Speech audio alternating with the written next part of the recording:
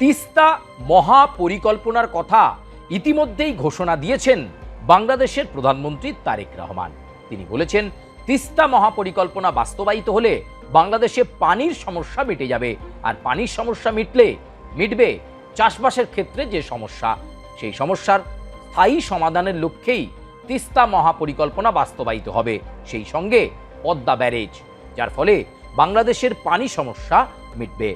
কিন্তু বিশ্লেষকরা মনে করছেন, তারেক রহমানের এই যে এত আত্মবিশ্বাস, এই আত্মবিশ্বাসের পেছনে কি রয়েছে? কি করে তিনি এতটা আত্মবিশ্বাসের সঙ্গে দাবি করছেন যে তিস্তা মহাপরিকল্পনা বাস্তবায়িত হবে? এবং এটা বাস্তবায়িত হলে যেহেতু বাংলাদেশ চাষবাস কৃষি নির্ভর দেশ, তারা অনেকটাই নির্ভরযোগ্য হতে পারবে। যে সেচের সমস্যা রয়েছে, সেই সেচের সমস্যা মিটে যাবে। কিন্তু এতটা আত্মবিশ্বাসী পার্লামেন্টে দাঁড়িয়ে কি করে এই আত্মবিশ্বাস দেখালেন তারেক রহমান? বিশ্লেষকদের একটা অংশ বলছে, তারেক রহমানের এই আত্মবিশ্বাসের পেছনে রয়েছে চীন ইতিমধ্যেই তিস্তা মহাপরিকল্পনা বাস্তবায়নে সমস্ত রকমের সাহায্যের আশ্বাস দিয়েছে। যেটা সিদ্ধান্ত হয়েছে, 100 কিলোমিটার পর্যন্ত নদীপথ খনন করা হবে। তার জন্য খনন করতে যা যা প্রযুক্তি এবং যা যা সাহায্য বাংলাদেশের লাগবে, সেই সাহায্য করবে চীন। শুধু তাই নয়, বন্যা নিয়ন্ত্রণ থেকে শুরু করে একাধিক পরিস্থিতিতে সমস্ত রকমের কারিগরি সহযোগিতার আশ্বাস দিয়েছে চীন। আর তাতেই বাংলাদেশ এক বুক ভর্তি অক্সিজেন পেয়েছে। আর তাই তো সংসদের অলিন্দে দাঁড়িয়ে সংসদ সদস্যদের সামনে দেশের প্রধানমন্ত্রী তারেক রহমান বললেন যে তারা তিস্তা মহাপরিকল্পনার বাস্তবায়ন করবেন। সাথে পদ্মা ব্যারেজ, পানি সমস্যার সমাধান এখন শুধু সময়ের অপেক্ষা। কিন্তু বাস্তবের মাটিতে যুক্তি, অঙ্ক, বিশ্লেষণ কিন্তু অন্য কথা বলছে। এমনকি চীনও বাংলাদেশকে জানিয়ে দিয়েছে যে নদীপথ খননে বা যাবতীয় ক্ষেত্রে বাংলাদেশকে চীন সাহায্য করবে ঠিকই, তবে তিস্তা মহাপরিকল্পনা করতে গেলে সবার আগে দরকার ভারতবর্ষের সহযোগিতা। ভারতবর্ষের সহযোগিতা না থাকলে সেভাবে বাস্তবায়নের পথে এগোনো যাবে না, সেটা কোনো স্থায়ী সমস্যা হবে না। তাই তিস্তা সমস্যার সমাধানে দরকার ভারতের সহযোগিতা, অবকাঠামো নয়, চাই ভারতের সহযোগিতা। ভারতের গজলডাবা, এই গজলডাবা ব্যারেজ থেকে কখন জল ছাড়া হবে, কখন জল ধরে রাখা হবে, এইটার ওপরই কিন্তু বাংলাদেশ নির্ভর করে।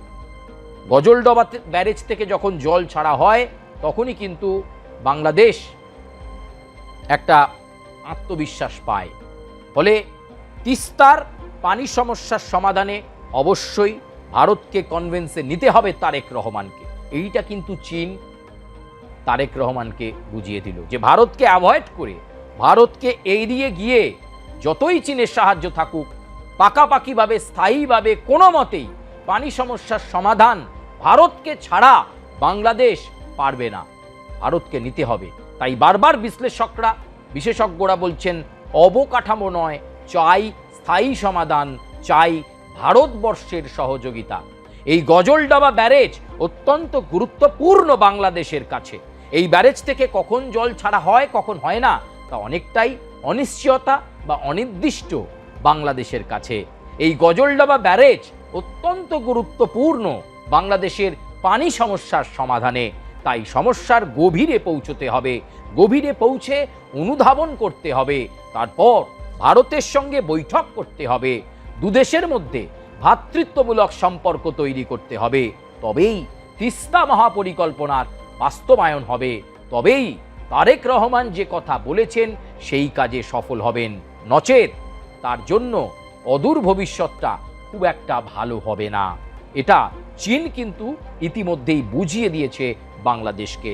ভারতের সাহায্য ছাড়া তিস্তার মতো গুরুত্বপূর্ণ বিষয়ে সমাধান খুঁজে পাওয়া, ভারতের সাহায্য ছাড়া বাংলাদেশের যে সেচের সমস্যা আর পানির সমস্যার কারণে ভালো চাষবাস হওয়ার ক্ষেত্রে যে বাধা, সেই বাধা কিন্তু ভারতকে ছাড়া কাটানো সম্ভব নয়। কিরে, তোর বেশ র্যাশ হয়েছে দেখছি। হ্যাঁ রে, কি করবো বলতো, র্যাশগুলো কিছুতেই কমছে না। অনেক কিছু ইউজ করলাম তবুও কমছে না। আমার মনে হয় তোকে কোনো একজন ভালো ডার্মাটোলজিস্টের কাছে দেখানো উচিত। তুই ঠিক বলেছিস, কিন্তু কোনো ভালো ডার্মাটোলজিস্ট থাকলে একটু সাজেস্ট কর না প্লিজ। এই তোর তো একবার র্যাশ হয়েছিল না, তুই কোথায় দেখিয়েছিলিস? তুই একবার গৌরীদেবী হসপিটালসে দেখাতে পারিস, ওখানে ভালো এক্সপিরিয়েন্স ডার্মাটোলজিস্ট আছে। আমারও সেম প্রবলেম হয়েছিল, এখন ওখানে ট্রিটমেন্ট নিয়ে আমি এখন ঠিক আছি।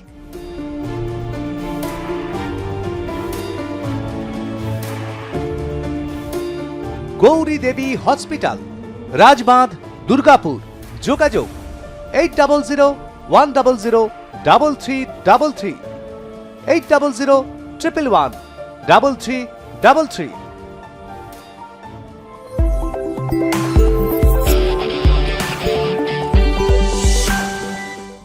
তাই ভারতকে সঙ্গে নিয়েই যা করার করতে হবে। তাই একদিকে চীনের সাহায্য আর অন্যদিকে লাগবে ভারতের সাহায্য। দুই দেশের সাহায্যে বাংলাদেশ পাকাপাকিভাবে মিটিয়ে নিতে পারে তাদের পানি সমস্যা, আর তবেই বাংলাদেশ হবে উন্নততর বাংলাদেশ, সমৃদ্ধিকর বাংলাদেশ। তাহলে কি দশকের পর দশক যে বিতর্ক তিস্তা জলবন্টন নিয়ে, সেই সমস্যার পাকাপাকি সমাধান হতে চলেছে? গজলডোবা ব্যারেজ নিয়ে দুদেশের মধ্যে কি এবার কোনো সিদ্ধান্ত হতে চলেছে? স্থায়ীভাবে গজলডোবা ব্যারেজ থেকে নির্দিষ্ট সময় মাফিক প্রতিদিন জল ছাড়া হবে, যার ফলে উপকৃত হবে বাংলাদেশ? এই প্রশ্নগুলোই এখন ঘোরাফেরা করছে বাংলাদেশের অলিন্দে।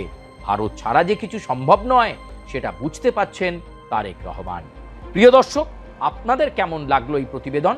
আপনারা আপনাদের মন্তব্য করবেন, লাইক করবেন, সাবস্ক্রাইব করবেন, বেল আইকনে প্রেস করতে ভুলবেন না।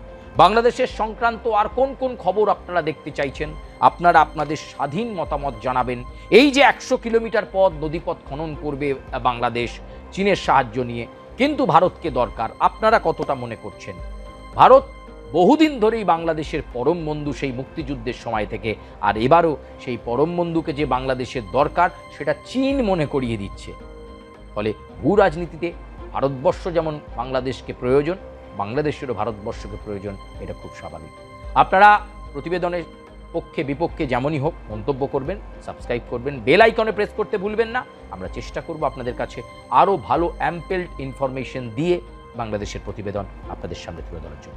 আপাতত আমি সুচারু বিদায় নিচ্ছি, আপনাদের সঙ্গে আবার দেখা হচ্ছে।